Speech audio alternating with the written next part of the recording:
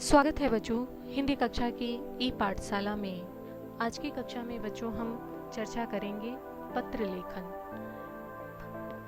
सबसे पहले हम जानेंगे पत्र किसे कहते हैं। बच्चों, पत्र अपने विचारों को व्यक्त करने का एक सस्ता और सरल साधन है।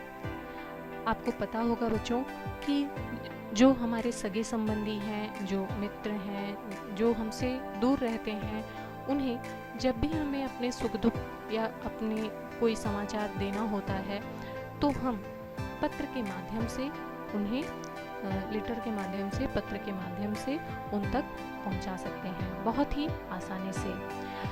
आजकल वैसे तो बहुत सारे संसाधन हैं, टेलीफोन है, ईमेल है, वीडियो कॉल है, बहुत सारे साधन हैं जिसके माध्यम से हम उनसे संपर्क कर सकते हैं। लेकिन उन सब में भी आज भी पत्र अपना एक महत्वपूर्ण स्थान रखता है, क्योंकि यह सस्ता और सरल होने के साथ साथ ही बहुत ही सुगम होता है, एक सुगम साधन है, सभी के लिए उपलब्ध है, सभी के लिए सुगम है।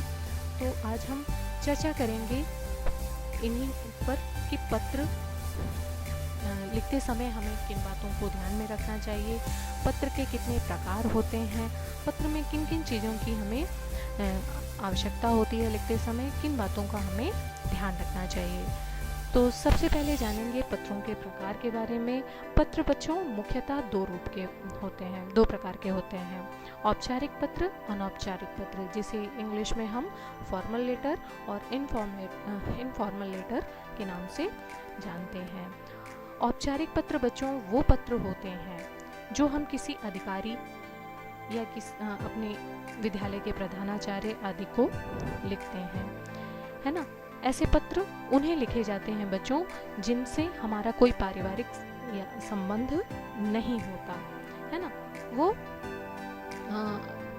किसी विभाग के अधिकारी हो सकते हैं, किसी दुकान के कोई संपादक हो सकते हैं, कोई कार्यकर्ता हो सकते हैं, या किसी विद्यालय के प्रधानाचार्य हो सकते हैं। उन्हें लिखे गए पत्र को हम औपचारिक पत्र कहते हैं। ऐसे पत्रों में भाषा बिल्कुल सटीक, सीधी, सरल और स्पष्ट होती है। वहीं दूसरी ओर अनौपचारिक पत्र बच्चों हम अपने मित्रों, परिवारजनों, सगे संबंधियों को लिखते हैं। इसमें अनौपचारिक पत्र में हम अपनी भावनाओं को व्यक्त कर सकते हैं और औपचारिक पत्रों में हम केवल अपने विचार और अपनी बातों को रख सकते हैं। आइए अब हम एक एक के विषय में अलग अलग विस्तार से जानते हैं। तो सबसे पहले बच्चों औपचारिक पत्र। औपचारिक पत्र, जैसा कि मैंने अभी बताया, किसी विभाग के अधिकारी या प्रधानाचार्य आदि को लिखा गया पत्र औपचारिक पत्र होता है। ऐसे पत्र उन व्यक्तियों को लिखे जाते हैं जिनसे हमारा कोई संबंध या मित्रता नहीं होती, है ना। जैसे समाचार पत्र के संपादक या पुस्तक विक्रेता या फिर कोई अधिकारी या कोई प्रधानाचार्य, किसी विद्यालय के प्रधानाचार्य आदि, है ना। बच्चों, इसका प्रारूप मैंने यहाँ पर दे रखा है, इसे आप ध्यान से देख लीजिए, ध्यान से पढ़ लीजिए, है ना। अभी मैं इसके बारे में आगे और विस्तार से चर्चा करूँगी। दूसरा है अनौपचारिक पत्र। अनौपचारिक पत्र अपने मित्र, परिवारजनों या संबंधियों को लिखा जाता है। अनौपचारिक पत्रों को निजी पत्र भी कहते हैं, है ना। इसमें जैसे अपने मित्र को या अपने माता पिता को या अपने दादा दादी, नाना नानी या अन्य किसी सगे संबंधी, मौसी मामा, है ना, जिनसे हमारा पारिवारिक संबंध या मित्रता, घनिष्ठता होती है। यहाँ पर मैंने अनौपचारिक पत्र का भी प्रारूप दे रखा है। आप इसको ध्यान से देख लीजिए, इसको पढ़ लीजिए। आगे मैं इसके बारे में अभी विस्तार से चर्चा करूँगी। अब आगे बढ़ते हैं बच्चों। पत्र लिखते समय हमें किन बातों पर ध्यान रखना चाहिए, किन बातों को विशेष सावधानी बरतनी चाहिए, उस पर हम चर्चा करेंगे। तो सबसे पहले बच्चों, पत्र की भाषा सरल होनी चाहिए। पत्र की भाषा घुमा कर नहीं होनी चाहिए। हम जो भी बात कह रहे हैं, हम जिस विषय के लिए पत्र लिख रहे हैं, है ना, सबसे पहले हमें उस पर फोकस करना चाहिए और उन शब्दों को सीधा, सरल और स्पष्ट लिखना चाहिए। कभी भी घुमावदार भाषा में या फिर जटिल भाषा में या जटिल शब्दों के प्रयोग में भाषा का प्रयोग नहीं करना चाहिए, क्योंकि पाने वाला जो पत्र पाने वाला है वो आपकी बात को समझ जाए, इसलिए पत्र की भाषा हमेशा सरल और स्पष्ट होनी चाहिए। अगला, पत्र में व्यक्त की बात संक्षेप में होनी चाहिए। जैसा कि अभी मैंने बताया कि आप जिस विषय के लिए पत्र लिख रहे हैं, सबसे पहले आपको उसको विशेष ध्यान रखना चाहिए और उसे संक्षिप्त शब्दों में उल्लेख उसमें करना चाहिए, है ना। ऐसा ना हो कि आप कभी कभी अपनी बातों को, अपने विचारों को लिखते लिखते जो मूल उद्देश्य था उसको भूल जाए, है ना, उसे अनदेखा करें या उसे बिल्कुल ही वो कर दें, तो ऐसा नहीं करना चाहिए। सबसे पहले हमें हमारा जो मूल उद्देश्य है, जो हमारा पत्र लिखने का उद्देश्य है, उसे संक्षिप्त भाषा में लिखना चाहिए। अगला, लिखने वाले का नाम, पता, पत्र लिखने का स्थान, दिनांक आदि अंकित हो। अभी बच्चों मैंने आपको प्रारूप दिखाया, तो प्रारूप के अनुसार ही, है ना, आपको लिखने वाले का नाम, पता, पत्र, स्थान और दिन, दिनांक, ये सारी चीज़ें पत्र में होनी चाहिए। अगला,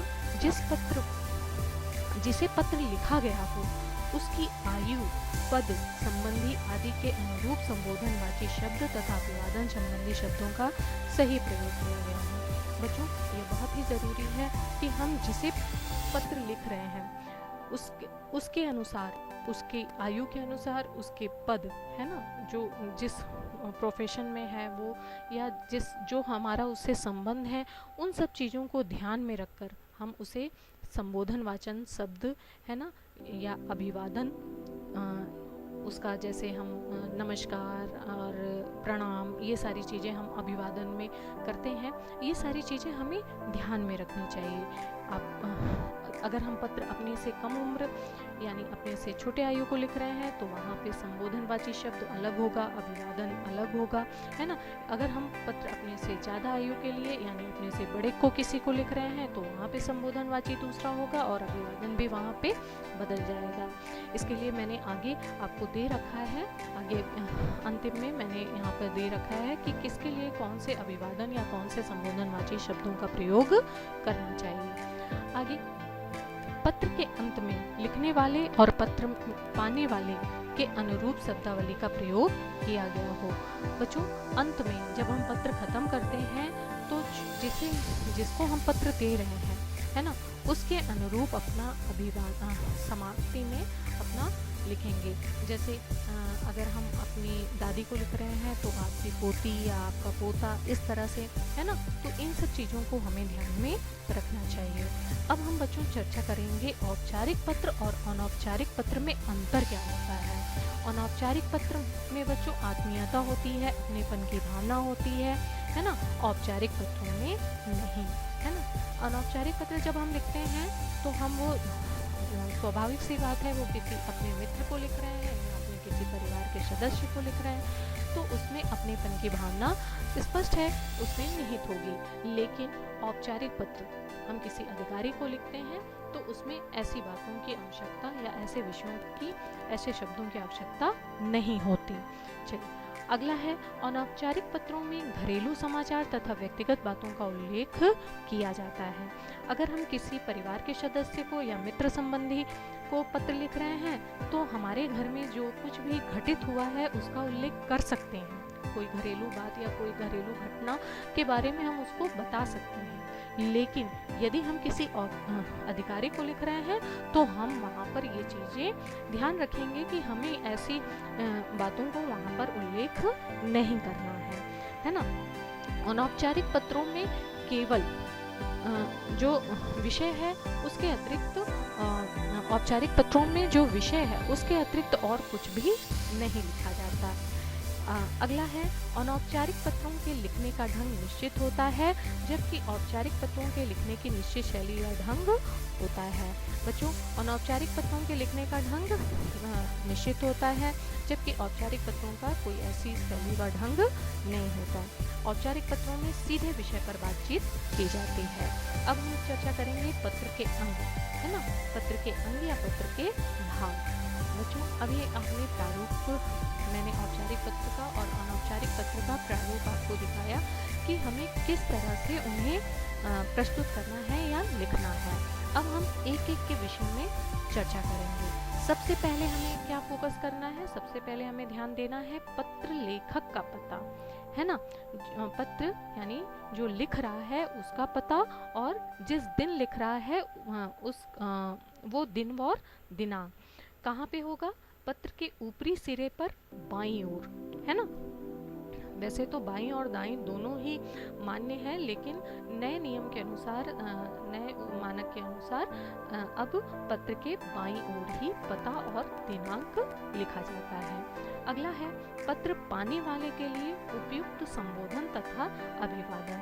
अभी मैंने आपको बताया कि हम पत्र जिसे लिख रहे हैं, अपने से कम आयु वर्ग के को लिख रहे हैं या अपने से अधिक आयु वर्ग को लिख रहे हैं, इसको ध्यान में रखें हमें संबोधन और अभिवादन बाईं ओर लिखना है। पहले संबोधन शब्द लिखेंगे, उसके बाद अभिवादन, है ना। जैसे संबोधन में अगर हम मित्र को लिख रहे हैं तो प्रिय मित्र, है ना, और अभिवादन में क्या लिखेंगे बच्चों? नमस्ते, है ना।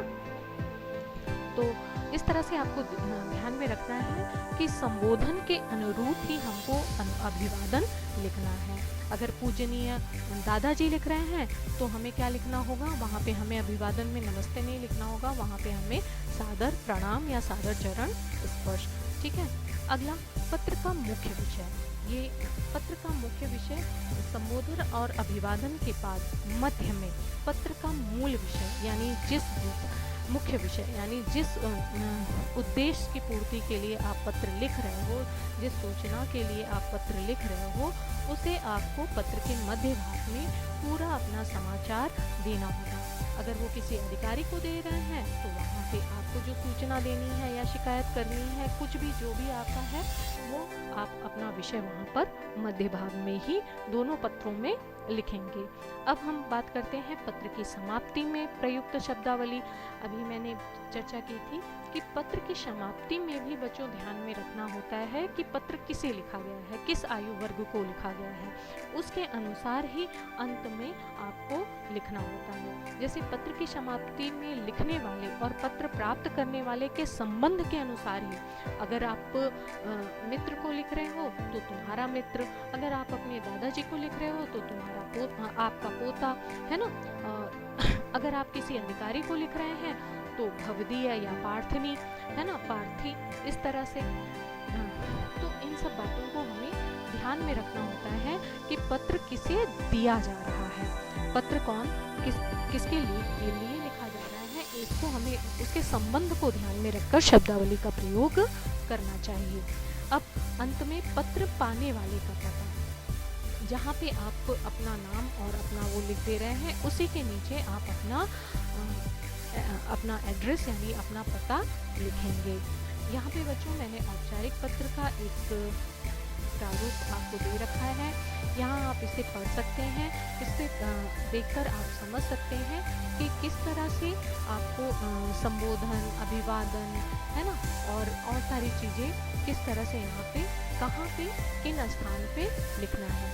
बच्चों पत्र में पत्र की शब्दावली के साथ साथ उनके स्थान का भी विशेष महत्व होता है। हम कोई भी शब्द या कोई भी शब्दावली को यथोचित स्थान पर ही लिखते हैं, तभी परीक्षा की दृष्टि से वो सही होते हैं और हमें अंक प्राप्त होते हैं। यदि जरा भी हम इसमें हेरा फेरी करते हैं, है ना, ऊपर नीचे कर देते हैं, तो परीक्षा की दृष्टि से हमारे नंबर कट जाते हैं। तो इसलिए बच्चों इसे आप बहुत ध्यान से देखिए कि कहाँ पे संबोधन कहा गया है, कहाँ पे अभिवादन लिखा गया है, कहाँ पे दिन दिनांक लिखा गया है, कहाँ पे सारी चीज़ें दी गई हैं। अब मैंने अभी आपको बताया था कि संबंध के आधार पर संबोधन और अभिवादन या समापन संकेत शब्दों का उल्लेख मैंने यहाँ पे किया है। अनौपचारिक पत्रों में किस तरह से किया जाता है उसे मैंने यहाँ पे दर्शाने की कोशिश की है। औपचारिक पत्रों में किस तरह से संबोधन, अभिवादन और समापन संकेत होते हैं उसे भी मैंने यहाँ पे दर्शाने की कोशिश की है। आप इसको पढ़ सकते हैं। इनको ध्यान में रखकर ही आप अपने पत्र को एक प्रभावशाली पत्र बना सकते हैं। तो बच्चों, इस तरह से आज की कक्षा में बस इतना ही। धन्यवाद।